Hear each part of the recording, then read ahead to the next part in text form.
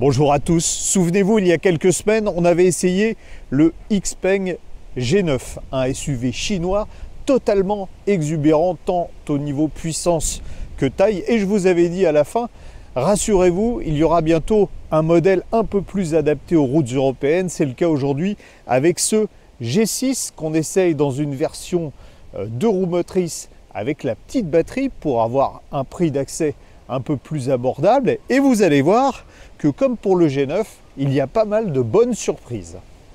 La première bonne surprise, c'est le style de la voiture. Il est plutôt élégant. Ce G6, on peut lui trouver alors soit un style Tesla Y, soit pour certains, vu de 3/4 arrière, un style un peu Porsche Macan. Il a un profil de coupé SUV, c'est ce qu'on dit aujourd'hui. C'est un véhicule qui mesure 4,75 m de long pour 1,92 m de large. Vous voyez ce que je vous disais de l'arrière. On peut également y voir du Jaguar, mais globalement la ligne est élégante. Le constructeur chinois était très généreux en matière de roues, puisque on a des jantes de 20 pouces chaussées, en tout cas pour la France, de pneus Michelin 255-45-20. Alors ce qui est intéressant, c'est que ce sont des pneumatiques Pilot Sport EV, donc a priori fait pour les véhicules électriques, ce qui ne les empêche pas d'avoir une tendance, je dirais, un peu plus sportive que des homologues d'autres marques. Souriez, vous êtes filmé. Il y a en effet 9 caméras sur ce XPeng G6, doublé de 5 radars et de 12 capteurs ultrasoniques. Tout ça pour vous aider à avoir de la conduite semi-autonome ou prévenir tous les risques d'accident. Ce G6 est assez généreux en matière de coffre, puisque on a 571 litres, donc le côté coupé n'influe pas sur la capacité de chargement. On a, comme c'est souvent le cas, un petit rangement sous le plancher du coffre. Poignée de porte rétractable, c'est devenu habituel. Ce qu'il est un peu moins, c'est les portes sans encadrement.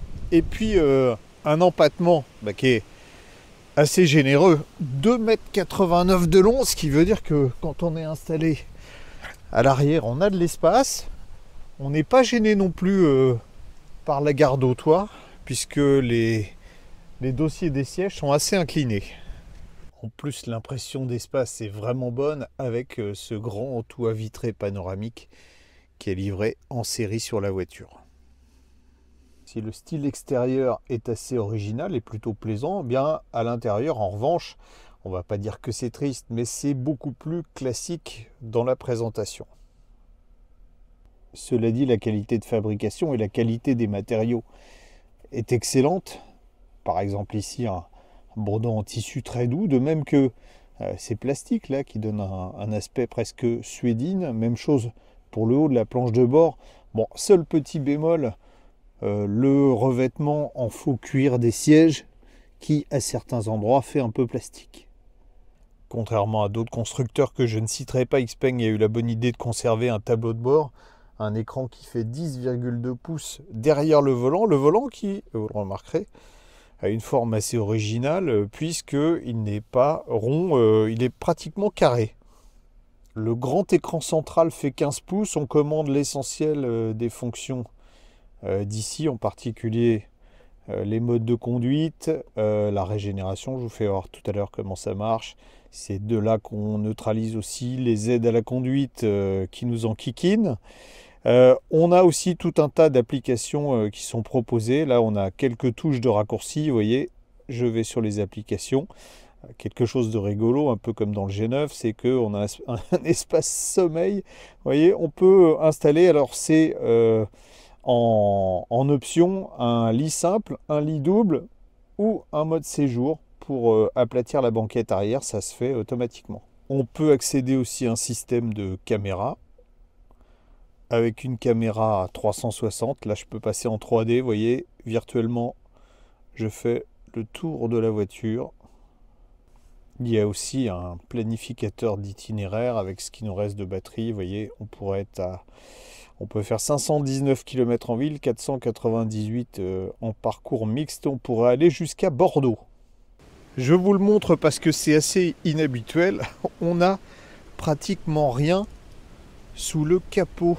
Si ce n'est, ici on voit les tuyaux de la clim, puisque la voiture est équipée d'une pompe à chaleur. Et en dessous, vous voyez, j'avance, c'est du grand vide. Effectivement, le moteur sur cette version, parce qu'on peut avoir une version de moteur, sur cette version simple moteur, il est situé à l'arrière. On a donc une propulsion. C'est un moteur synchrone à aimant permanent qui développe 258 chevaux et 440 Nm de couple. Il est alimenté par une batterie. On est sur la petite batterie, hein. C'est une batterie ici d'une capacité de 67 kWh, 66 kWh utile, de chimie LFP, donc lithium fer phosphate.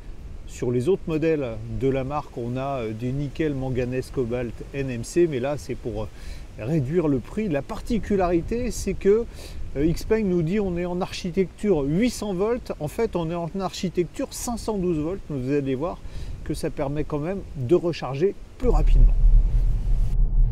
Comme à chaque fois qu'il y a des très grosses roues sur une voiture, j'étais un peu inquiet à propos du confort. Bon, on a quand même on vérifiera tout à l'heure en roulant plus vite, mais on a quand même un bruit de roulement qui est assez marqué, qui est dû aux pneus très larges. En revanche, en termes de suspension, c'est ferme sans être inconfortable. Un bon réglage, parce qu'on a quand même une voiture assez imposante. Et puis les sièges sont bien moelleux, on est pas mal installé. La réactivité du moteur est bonne, on pourrait se dire 258 chevaux pour 2 tonnes, ça va être un peu juste. Absolument pas.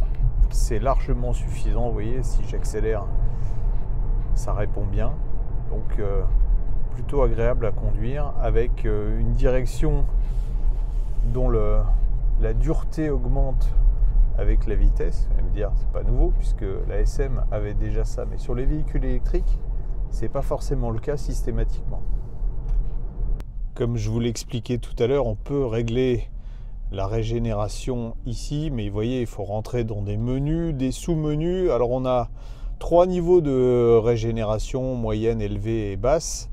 Et puis on a un niveau X-pédale, voilà, qu'on va sélectionner, qui nous permet d'aller jusqu'à l'arrêt complet du véhicule quand je relâche la pédale, l'accélérateur. Bon, c'est ce qu'on appelle e-pédale chez d'autres constructeurs. Personnellement, je préfère une régénération basse. Plusieurs modes de conduite sont proposés. On était sur standard jusqu'à présent. On va passer sur sport. Donc sport, ça permet d'avoir une réponse plus rapide de l'accélérateur, d'avoir une direction qui est plus directe. Mais on a même encore quelque chose en plus, c'est qu'on peut accroître le couple de 10 Nm.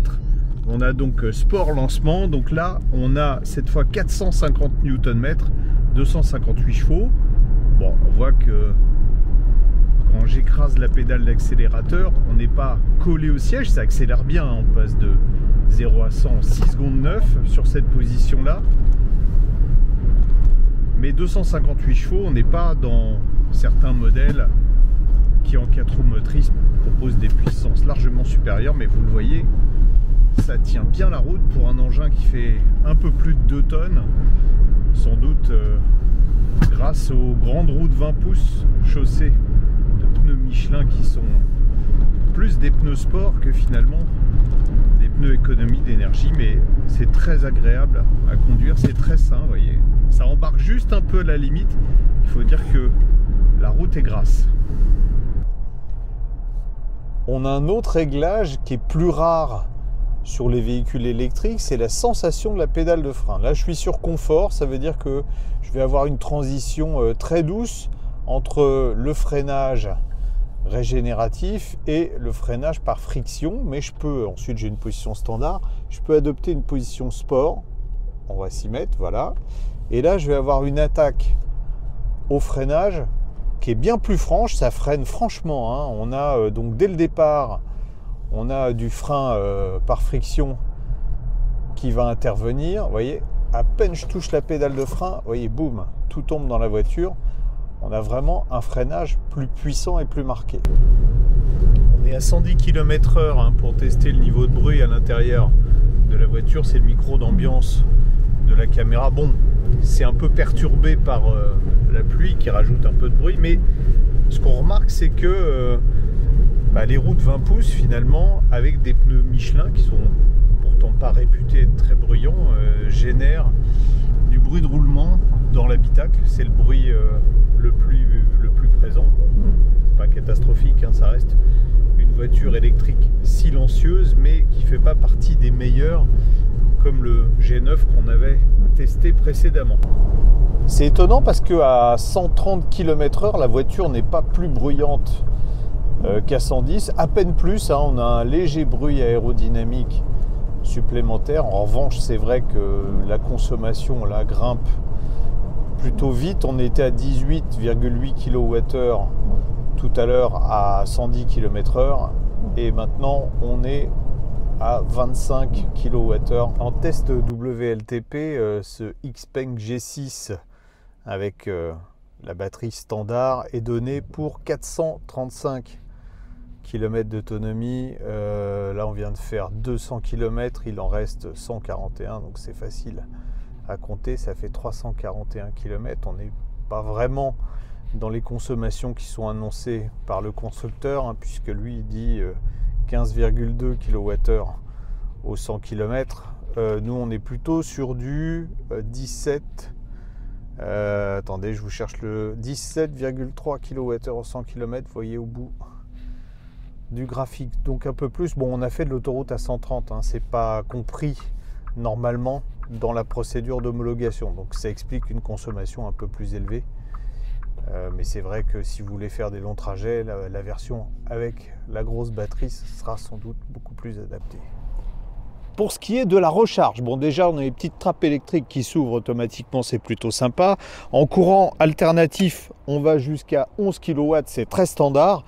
Là où ça l'est un peu moins, c'est que Xpeng nous dit qu'on a une architecture en 800 volts sur la voiture. C'est pas tout à fait vrai, je vous ai dit tout à l'heure qu'on était en 512 volts et on n'a donc pas une allure de charge qui correspondrait à ce qu'on peut avoir en 800 volts avec des batteries de cette capacité là, c'est-à-dire sans doute 250 kW. On est limité à 215 kW, c'est déjà pas mal. Ça nous permettra de faire notre plein en, on va dire, 10-80% en 18 minutes.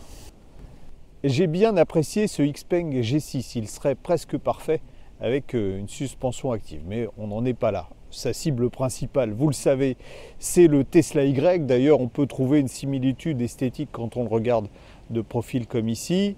Xpeng a calqué les tarifs sur celui du Y dans cette version 2 roues motrices avec la petite batterie baptisée autonomie standard, autonomie un peu plus faible d'ailleurs que sur le modèle américain. On est aussi un peu en dessous du modèle américain, 2000 € au moment où je vous parle, mais vu que les prix de Tesla montent et descendent sans arrêt, ça sera peut-être plus le cas dans 15 jours. On est pour ce Xpeng G6 à 42 990 €. Le X, c'est que comme la voiture est fabriquée en Chine, on n'a pas de bonus écologique, alors que le Tesla Y fabriqué en Allemagne a encore 4000 € de bonus écologique jusqu'à la fin de l'année, et c'est peut-être ça qui fera la différence.